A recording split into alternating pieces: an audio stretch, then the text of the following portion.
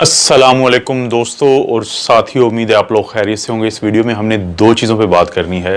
एक तो ये कि पाकिस्तान में जो करंट सिचुएशन है उसमें थोड़ी सी तब्दीली आ रही है, तो इसलिए गवर्नमेंट के जो ऑफिशियल्स हैं तो उन्होंने कुछ नई डायरेक्शंस दी हैं। और दूसरी मैं बात करूँगा कि जो एक क्वेश्चंस बहुत ज़्यादा पूछा जाता है कि अगर वैक्सीन आ जाती है जो नवंबर के एंड या दिसंबर के एंड के बाद रोल आउट हो जाएगी, क्योंकि इसके ट्रायल्स जो हैं उनकी इंफॉर्मेशन सारी आ जाएगी, तो सवाल ये पूछा जाता है कि क्या वो लोग जो इससे पहले बीमारी से निकल चुके हैं क्या उनको भी लगवाना ही चाहिए या नहीं। तो ये पूरी दुनिया में भी ये डिस्कशन चल रही है।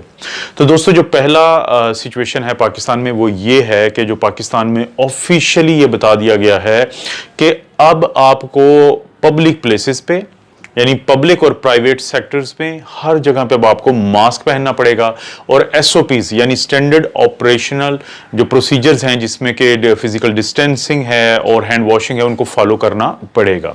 इसकी वजह ये बनी है दोस्तों कि विंटर के आते ही, सर्दियों के आते ही केसेस जो हैं वो अब ग्रेजुअली बढ़ रहे हैं।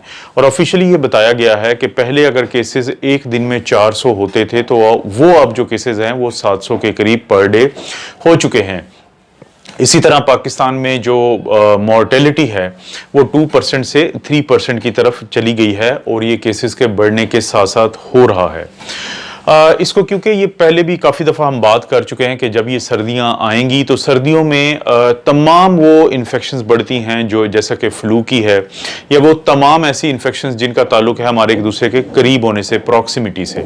और इसी तरह दोस्तों, जो कोरोना वायरस है उसके भी चांसेस हमेशा रहे हैं कि वो तमाम लोग जो अगर एक्सपोज नहीं हुए थे पहले, तो क्योंकि अब तमाम लोग करीब करीब होंगे तो उनके एक्सपोज होने के चांसेस काफ़ी हद तक बढ़ जाएंगे। और यही अब हम देख रहे हैं कि पाकिस्तान में ग्रेजुअली केसेस जो हैं थोड़े थोड़े बढ़ते जा रहे हैं। तो हुकूमत कोई रिस्क नहीं लेना चाहती, इसीलिए इस वक्त भी तकरीबन 400 प्लस यानी 432 के करीब जो मुख्तलिफ जगहें हैं वहाँ पे मिनी लॉकडाउन है। जो बड़े बड़े तमाम शहर हैं उनमें मुख्तलिफ जगहों पे है कि जहाँ पे भी केसेस की तादाद किसी हद तक ज़्यादा है तो हुकूमत ने वहाँ पे मिनी लॉकडाउन किए हुए हैं। पाकिस्तान में इस वक्त जो वेंटिलेटर की कैपेसिटी है वो 1884 है और उनमें से जो 93 वेंटिलेटर्स हैं वो ऑक्यूपाइड हैं यानी उनके ऊपर मरीज अभी हैं। और इसी तरह दोस्तों, पहले 10,000 से नीचे जो हैं एक्टिव केसेस थे पाकिस्तान में, जो किसी दौर में जो जून में मैंने अपनी वीडियो में बताया था कि तकरीबन वो गए थे 1 लाख से भी ऊपर, तो वो जो केसेस हैं वो 10,000 को क्रॉस कर चुके हैं। वो तकरीबन 11,000 है और हुकूमत को इन चीज़ों को लेकर बहुत तशवीश है और जो काफ़ी हद तक जायज़ है, क्योंकि अगर इस वक्त कोई एक्शन ना लिया गया तो फिर हुकूमत इस बात से डरती है कि कहीं ये ना हो कि कोई ऐसा डिसीजन करना पड़े जिससे लोगों के मुआश पे मसला बने कि अगर कोई बड़े लॉकडाउन की तरफ जाना पड़ता है।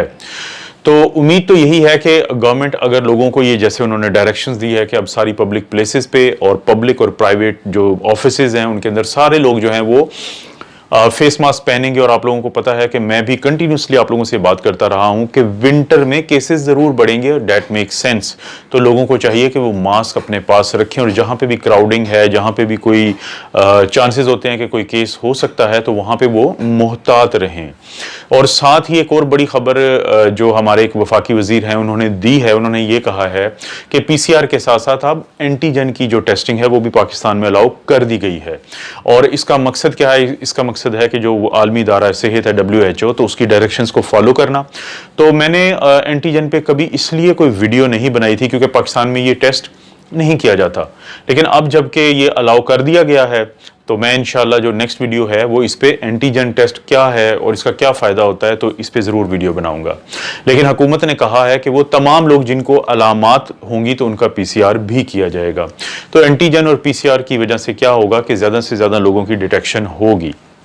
इसलिए दोस्तों, गवर्नमेंट की जो डायरेक्शंस है उनके हिसाब से कोशिश करें कि आप उनको फॉलो करने की कोशिश करें। इसमें आपकी और आपकी फैमिली की बहुत ज़्यादा बेहतरी है। दोस्तों, वापस आते हैं उस सवाल की तरफ के जिसमें कहा जाता है कि वो तमाम लोग जो रिकवर भी हो गए हैं, अगर वैक्सीन आ जाती है फ्यूचर में तो फिर क्या उनको लगवानी चाहिए? तो इस पर 2 स्कूल ऑफ थाट हैं। एक लोग वो कहते हैं कि क्योंकि देखें कि वैक्सीन के अंदर क्या है, ये वायरस के पार्टिकल्स ही होते हैं जिनसे हमें सामना किया जाता है हमारे इम्यून सिस्टम का, और हमारा इम्यून सिस्टम एंटीबॉडीज़ बनाता है। तो एंटीबॉडीज कुछ अर्सा रहती हैं और बाद में हमारे जो T सेल्स होते हैं वो हमेशा इस चीज़ को मेक श्योर करते हैं कि अगर कल दोबारा वायरस आता है तो वो जल्दी से एंटीबॉडीज बना देते हैं। ये है वैक्सीन का काम। और जो लोग ये कहते हैं कि जो एक दफ़ा रिकवर हो चुके हैं और उनको वैक्सीन नहीं लगवानी चाहिए, उनका ये कहना है कि जब लोग इन्फेक्शन से एक्सपोयर हुए हैं यानी कोरोना वायरस से, तो उनको भी तो वैसी ही उनके इम्यून सिस्टम ने एंटीबॉडीज बनाई हैं और टी सेल बनाए हैं जो उनको प्रोटेक्ट करेंगे। लेकिन क्योंकि हमें अभी नहीं पता है कि हमारी जो एंटीबॉडीज हैं ये कितना अरसा रहती हैं, तो बहुत सारे लोगों का ये ख्याल है कि वो तमाम लोग जो रिकवर भी हुए हैं तो उनको वैक्सीनेशन करवानी चाहिए।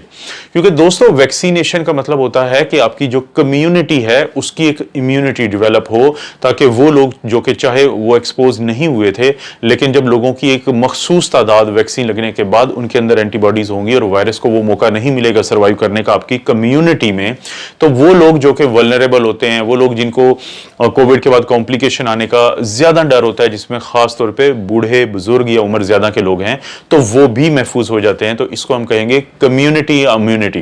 क्योंकि जब हम हर्ड इम्यूनिटी की बात करते हैं तो इसके साथ हर्ड का नेगेटिव वर्ड होता है, तो आप इसको प्रॉपरली कह सकते हैं, क्योंकि यही वो कॉन्सेप्ट है जिसकी बेस पे दुनिया में जो वैक्सीन्स होती हैं, जैसे पोलियो की वैक्सीन का भी क्या मकसद है कि इतने बच्चों को आप इम्यून कर दें कि ये जो वायरस है इसको मौका ना मिले बाकी तमाम बच्चों पे भी हमलावर होने का।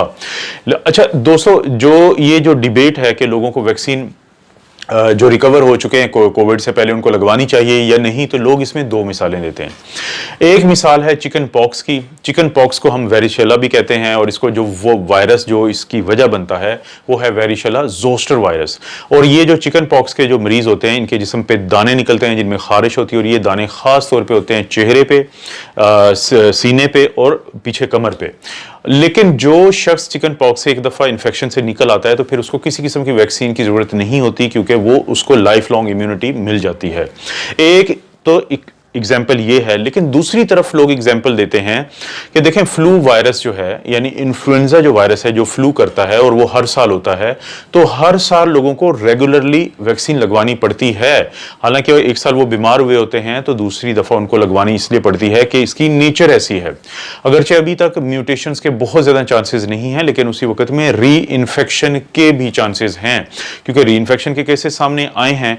तो अगर मैं अपना एक ओपिनियन दे सकूं फाइनल, तो मेरा ये ख्याल है कि वो तमाम लोग जो कि कोविड से रिकवर भी हो चुके हों तो उनको अपनी जो ये वैक्सीनेशन की तरफ जाना चाहिए, ताकि उनमें फ्यूचर के अंदर ये चीज़ की जो डर है, ये खौफ है, ये जो रिस्क है कि ये कम से कम हो सके कि उनको कोरोना की इन्फेक्शन हो सकती है। क्योंकि खुदा न खास्ता जैसे जैसे केसेस बढ़ेंगे आप देखेंगे कि कुछ लोगों को नुकसान होने का डर होता है। तो ये चीज़ें डेवलपिंग हैं, ये चीज़ें इवॉल्विंग हैं। ये दुनिया में शायद जो मॉडर्न दुनिया है जिसमें हमने साइंस की इतनी तरक्की की है, तो उसमें पहला वायरस है कि जिसके ऊपर इतनी तहकीक हो रही है, जिसके बारे में हम इतना कुछ जानते हैं और जिसके बारे में हर वक्त हम बहस भी करते हैं, क्योंकि ये एक इवॉल्विंग स्टोरी है। और जैसे जैसे चीज़ें सामने आती हैं तो हम लोग जो डॉक्टर्स हैं, जो मेडिकल की कम्युनिटी से ताल्लुक़ रखते हैं, जो किसी तरीके से लोगों से जुड़ जाते हैं सोशल मीडिया के ज़रिए, तो उनका ये फ़र्ज़ भी है और हम लोग ये करते भी हैं कि आप लोगों को साथ साथ अपडेट करते रहें। तो जो फाइनल कंक्लूजन है इस वीडियो का वो ये है कि आप एसओपीज को फॉलो करें। आप मास्क अपनी पॉकेट में हर वक्त रखें। जहां पे आपको लगता है कि लोग ज़्यादा हैं या कुछ लोग हैं तो आप प्लीज़ वहां पे मास्क पहनें। इसके अलावा बाकी एसओपीज को फॉलो करें और एंटीजन का जो टेस्ट है मैं ज़रूर आपको उस पे अपडेट करूंगा। और इसके अलावा यही है कि जहां तक है कि वो लोग जो कोविड से निकल चुके हैं तो उनको वैक्सीन लगवानी चाहिए। दोस्तों, अगर इनमें से कोई भी ऐसी मालूमात जो अपने किसी आप फैमिली मेम्बर और दोस्त से शेयर कर सकते हैं तो ज़रूर करें। और अपना और अपनी फैमिली का ख्याल रखें। अल्लाह ताला आपको और आपकी फैमिली को हर किस्म की बुराई, बीमारी और आजमाइश से महफूज रखे।